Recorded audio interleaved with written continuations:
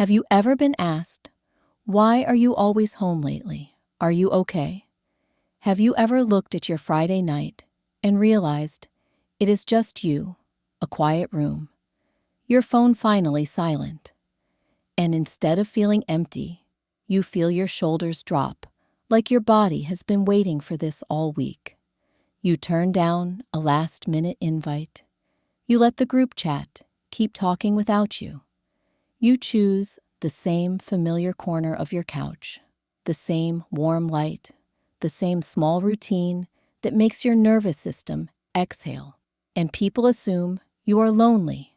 They assume something must be wrong. But the truth is, some people are not alone because they are missing connection.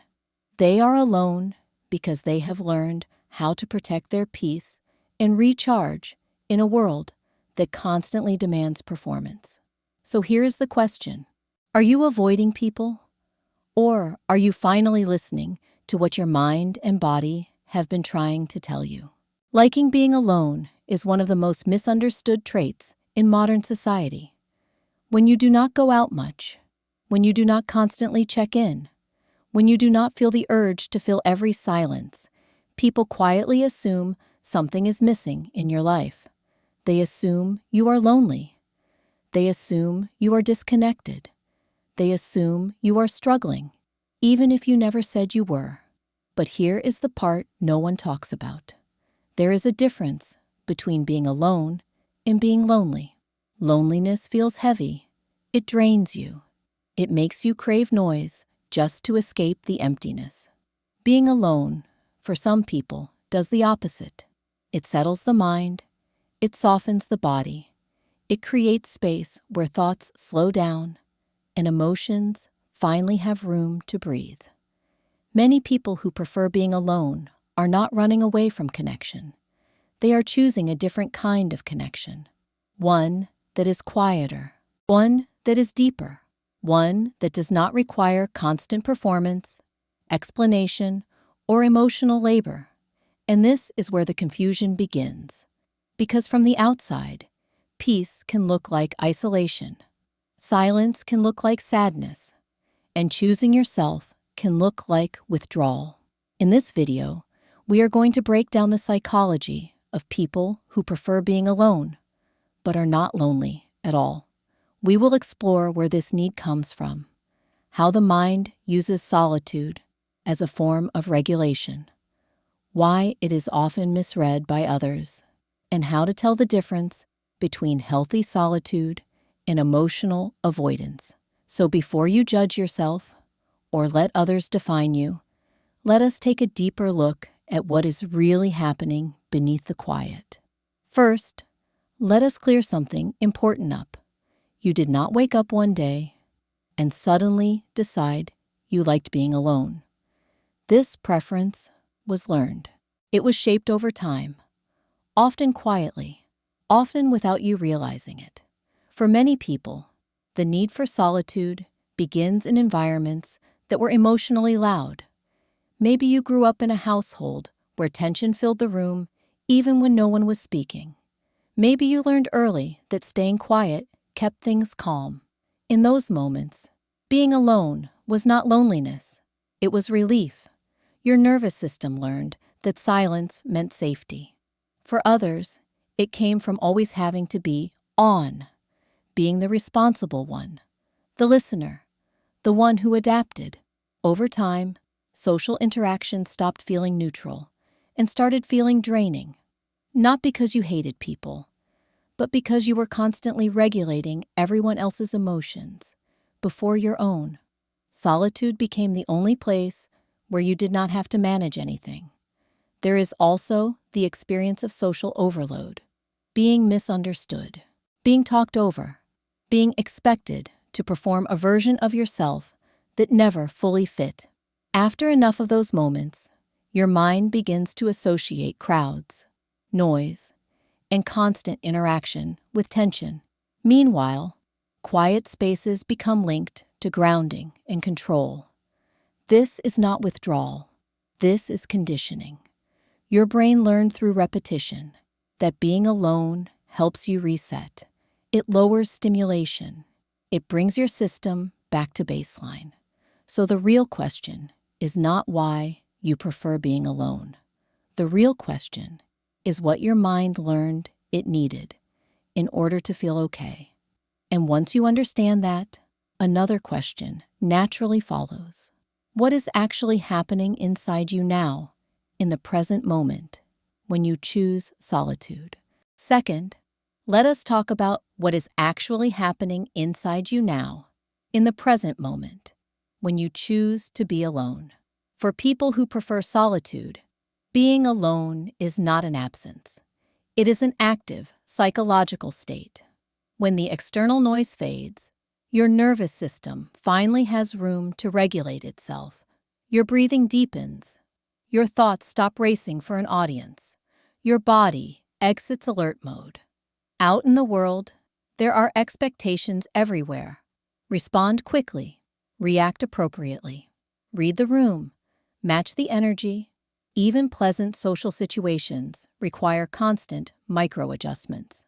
Tone of voice, facial expression, timing. For some minds, this level of stimulation is manageable. For others, it slowly accumulates into exhaustion. When you come home and close the door, that pressure drops. You are no longer being observed. You are no longer interpreting signals. You are simply existing. That is why solitude feels calming rather than empty. Another layer is control. At home, you control the lighting, the noise, the pace. You decide when to speak and when to stay quiet. This sense of control tells the brain that it is safe, and safety is what allows emotional processing to happen. Thoughts that were pushed aside during the day finally surface. Feelings that were muted start to make sense. This is also why many people who prefer being alone still crave deep connection. They just want it in smaller doses, fewer people, more meaning. They would rather have one honest conversation than 10 shallow ones. But here is the tension. Because from the outside, this looks like avoidance. And sometimes, even you start to wonder if something is wrong. So the question becomes this: how does this preference for solitude affect the way others see you and the way you start seeing yourself? Now, here is where things start to get complicated.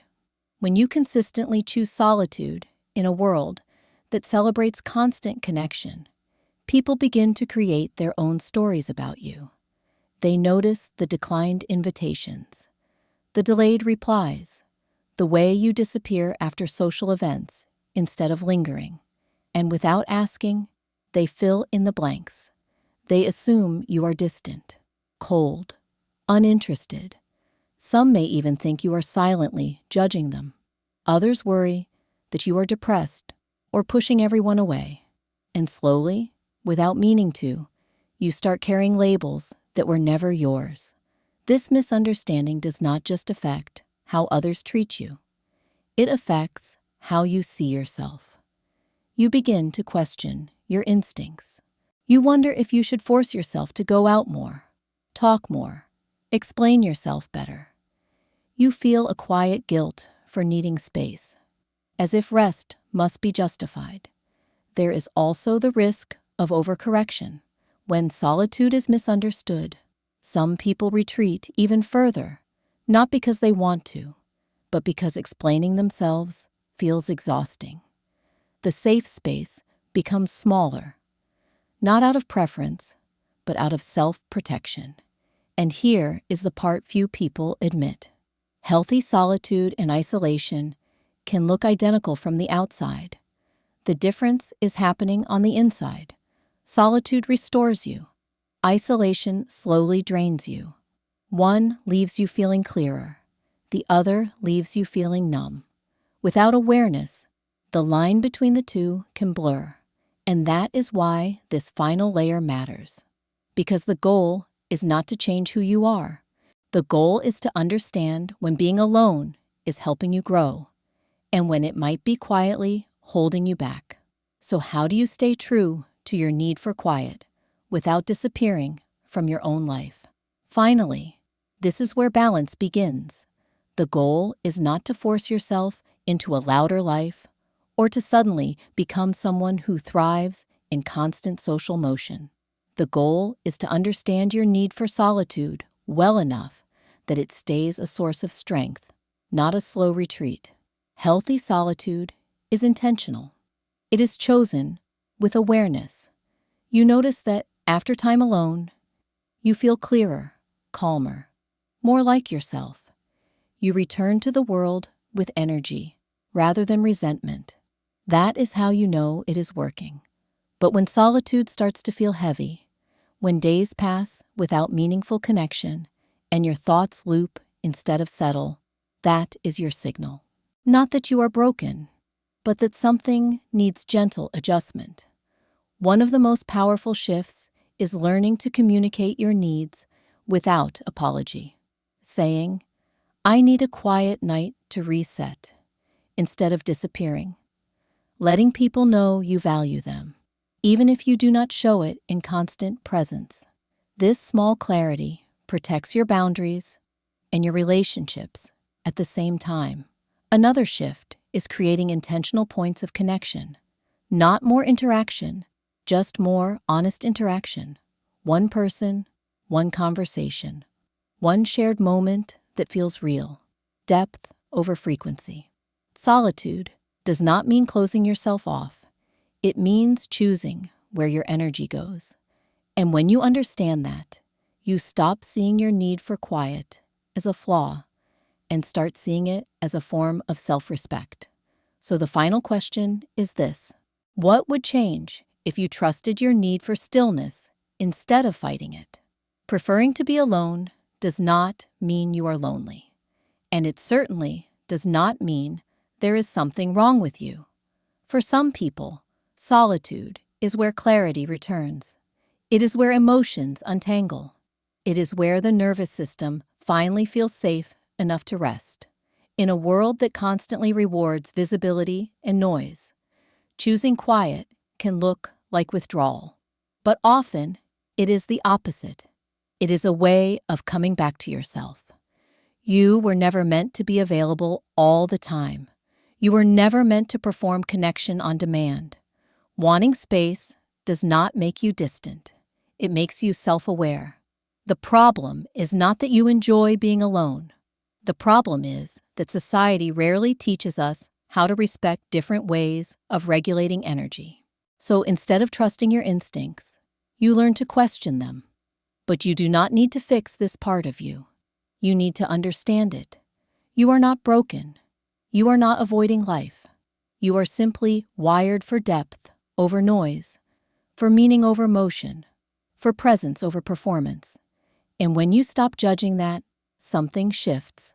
Solitude stops feeling defensive. It starts feeling intentional. So let me ask you this. When you choose to be alone, does it leave you feeling lighter or heavier? Does the quiet help you hear yourself more clearly? Or does it slowly pull you away from what matters? If this video felt uncomfortably familiar, you are not the only one. Many people live this way quietly, without ever hearing it explained in words. If you feel comfortable, share your experience in the comments. Do you prefer being alone? And if so, why do you think that is? Your story might be exactly what someone else needs to read. And if you want more videos that break down the psychology behind everyday behaviors most people misunderstand, consider subscribing to the channel. The next video explores another trait that is often mislabeled, but deeply human. You might understand yourself even more than you expect.